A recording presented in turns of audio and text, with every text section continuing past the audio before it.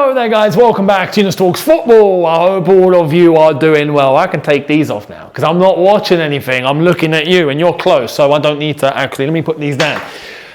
We have finally won a football match. And guess what? On top of that, in December.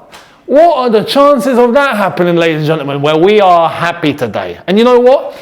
We actually done well. We played well overall. Yes, there were moments that were shaky. Yes, we weren't 10 out of 10. Definitely not. But we were good enough and strong enough to be the better team on the day and to be able to get the win. Now, if you look in terms of this game in hindsight of what it should have been, let's be honest. Today should have been 7-5 to Chelsea, right? Chelsea had more chances than Everton did, but both teams should have put more away. That's without question. Chelsea specifically, we've seen chances that were missed there. And I'm thinking, how?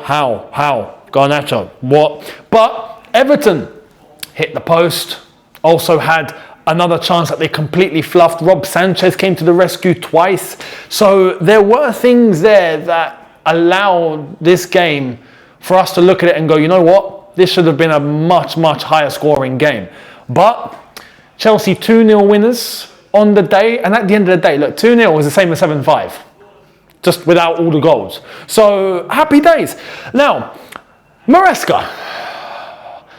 I got to say, a lot less complicating today. Yeah? Happy days. He went with a lineup that made sense. Probably 10 players out of the 11 made sense, right? The only thing that I was like, what is... I wasn't sure about Enzo playing if he's fit. Not if he's fit, if he's tired.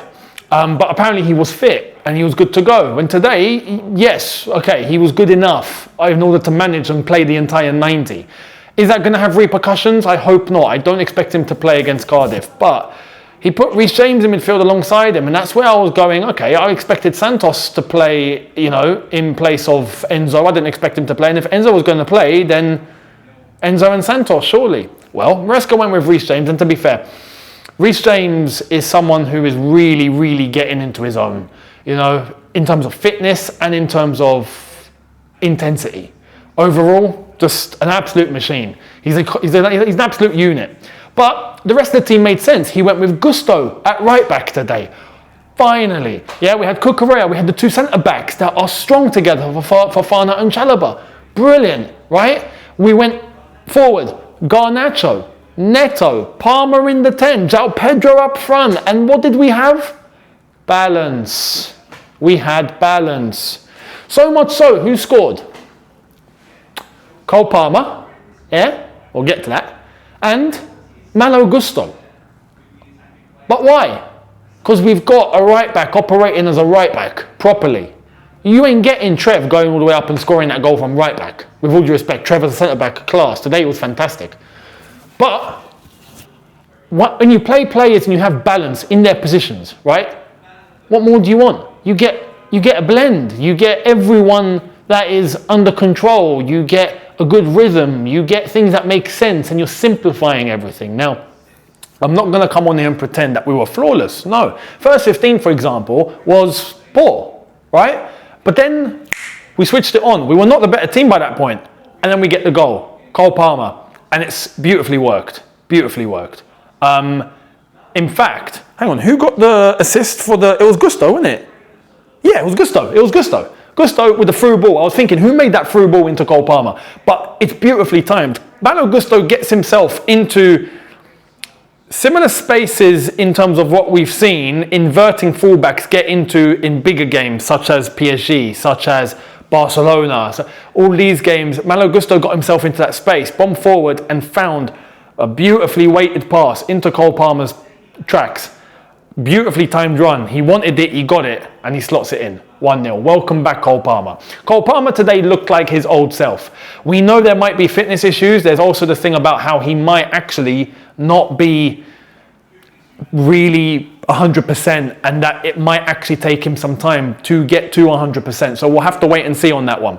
But in terms of him on the ball, unlike his last game where he was just, making stupid mistakes, like giving the ball away to an opponent right next to him. I'm like, brother, you're Cole Palmer. How is this happening?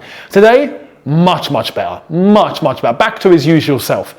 And he scored, right? And like I said, by that point, we weren't really good. But we get the goal, we go 1-0 up. From that point, until the end of the first half, we were brilliant. We switched it on. All of a sudden, we were finding more space. Now, obviously, when you're 1-0 up, it's a different story. And this is what I think enabled it. But there's one thing here that I really want to pay attention to, right? And on the back of that, the break that we had for the second goal, going into half-time. And that is what I want to see frequently from Chelsea. Because not only did we get the second goal, we basically killed the game. And that's what we always need to do. We need to kill the game. We go 1-0 up, cool, don't stop. Kill the game. Today we actually did. And we did it in a way that I want to see my team playing in that way consistently. And how? We were on the break. Sanchez into Neto, if I'm not mistaken. But Everton had an opportunity. We got the ball off them. Ball quickly gets released. Neto, straight, bombing down the line, into space, takes the defender on, but we've caught them on the break and we're direct. A to B, as quick as we can. Boom, boom, boom, done. Instead of lingering around, wait in, take your time, wait for everyone to get back into position, all of this, right? Which I think we still do to an extent. But today we actually utilized the opportunities that came on our plate, basically. And Neto, taking his man on, manages to get the ball across to Gusto. Gusto slots it in and he scores, and it's 2-0. And thank you very much. We've now got peace of mind. Fantastic. A nice cushion going into half-time, and it's brilliant. And from that point onwards, it was, you could say, fairly end-to-end. Everton were chasing in moments. More times than not, it was Chelsea that were controlling the game. And when we got to the second half and we needed to start making some substitutions, yeah, there was one that worried me. When he brought on Santos for Cole Palmer, I'm like, hang on, why? You know, now we've got 3 centre mids. Well, what are you doing? You know, don't start tinkering. But that's very minor. That's very minor because Enzo went into the 10. But the reason why I was thinking that is because with Enzo in the 10, I'm looking at Enzo who, he still looks physically held back. He doesn't look his normal self. He's not sharp. You could see today on the ball, he was better, much better. But in terms of chasing, doing the dirty work, running, tracking down, pressing, reacting, he lost the ball a couple of times. He's on a bit of a delay, and you can see it. He looks a bit heavy, a little bit sluggish, a little bit held back, and that's just tiredness. I think he's just shattered. So him in the 10, I'm like, oh my God! Now you got to be sharp in the 10. You got to be sharp. You got to be alert. If not, you're getting closed down, and that's what worried me. But he went the full 90. The rest of the subs basically made sense, right? We had Gittins come on for Garnacho. Garnacho had a poor game. If I'm going to be honest, he had a poor game. One of the few to have a poor game. How did he miss what he missed? I don't know. Even before that, he was having a poor game. But onwards, going into the opportunity that he had where Everton give the ball away and he's literally taken it and he's gone round the goalkeeper, he's got a defender on him, he's got an open net. He's hit it wide. I'm like, how have you missed that? But that summed up his entire night, if I'm being completely honest. Summed it up fully. Not good enough at all. But it's a one-off. Okay. We've just been given a weather alert. We've got bad weather on the way apparently here in Dubai, so there we are. That's tomorrow written off. Nice that we got Chelsea out the way. Cheers for that. But okay. Where was I? That is perfect timing. Absolute car crash, just like Garnacho's miss. I don't understand how he didn't put that in the net. But then even following on from that, he had a couple of other opportunities to really do something and he fluffed it, right? And he missed one more and I was like, okay, mate, you got to come off. That's it. You're done. We've seen enough. He had a bad day at the office today, a very bad day at the office today. So that was Garnacho. Gittins come on. I thought he had good impact, but the game was open for him, which is what you want for Gittins. I've always said Gittins needs the environment to be accustomed to his strengths, which is trying to run in behind, space to run into, not a low block, no one to drive at, because if that's the case, Gittins is void. But he had that And I thought he did well when he came on. Cucurella, I thought had I don't want to say bad, but not his usual self. Because he was there, he was present, he was getting stuck in, but he just wasn't effective. On the ball especially, he was making mistakes. And it was a case of even having to close down sometimes that Everton right-hand side. He was either out of position or too slow to react. And that's just unlike Cucurella. So again, I'd say for his standard, bad day at the office for Cucurella. Even though you could see he was very emotionally invested. And I don't know how he didn't escape. He escaped without a yellow card today, I don't know.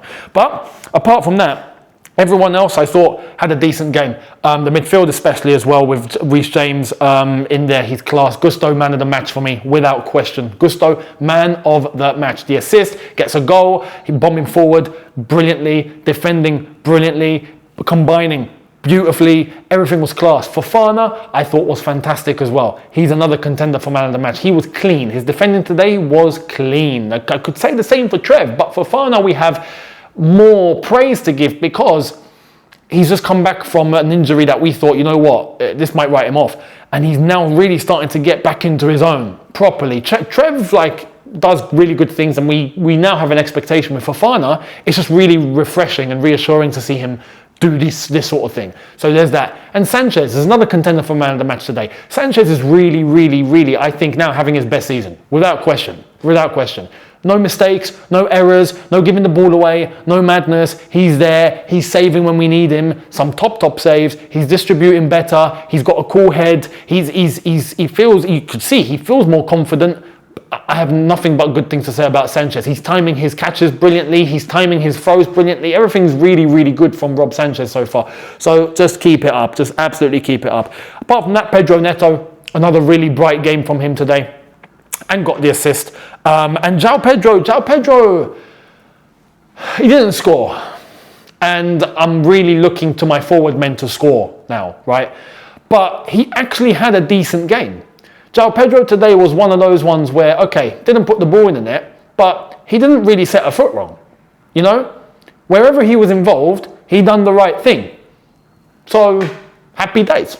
You know?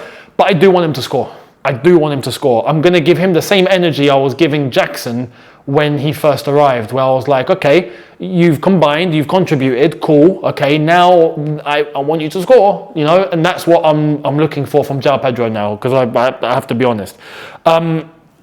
That's that. The sub, Santos, Gittins and Esteval coming on, not too much to analyse there. Santos, decent. Gittins I thought was bright. Esteval played 9 minutes. There's not much to really. He gave the ball away once, contributed and done 2 good things, and then that was it. That's all we really saw. So that's that. Everton gave it a good go. Grealish looked a threat. They could have scored a couple of times, if I'm being completely honest. We were caught napping twice properly. They hit the post and Grealish was back post. That's something that we need to work on as well. Whenever there's a ball into the box, our far post is always exposed. There's always someone there running in and we're not tracking them, and I don't know why. And that's my thing on Cucurella today. Even without the set pieces, he was leaving himself, you know, not tight enough to the player that is literally driving the ball at us. And I think he needs to be tighter in order to prevent that action from happening in the first place, or to prevent the ball from going into the box in the first place. If he's the first port of call when that's prevented, then great, you know. So apart from that, Dewsbury Hall came off early, which I felt bad for him, but for us, great, because he's been a threat for Everton. And overall, just really happy. We take 3 points, happy days. We move forward now. Cardiff in the cup. We've got Newcastle next away. We needed this win, like I said. We got a win, happy days. And now we are in the top 4. We need Palace to just not win in order for us to go down into 5th. We will not go below that because Man United cannot catch us. No one else below them can catch us. And Liverpool did win today. They're still 2 points behind us. So that's that. Hopefully gaining ground slowly but surely. Let me know your thoughts down below. Much appreciated on everything that I have mentioned here. Do you agree, disagree? How did you think the game went? And subscribe, notification bell on. Make sure you're here tomorrow as we will do more. Make sure you're on Shootout as well to keep tabs on all, especially the Premier League roundup. That will be coming first Monday, if I'm not mistaken. I don't think there's any. Oh no, Man United play Monday. Brilliant, as usual. Man United Mondays. But we will still get it done. Make sure you're subscribed over there too. Much appreciated. And I will catch all of you later. Have a good one. Look after yourselves. Take care. And peace.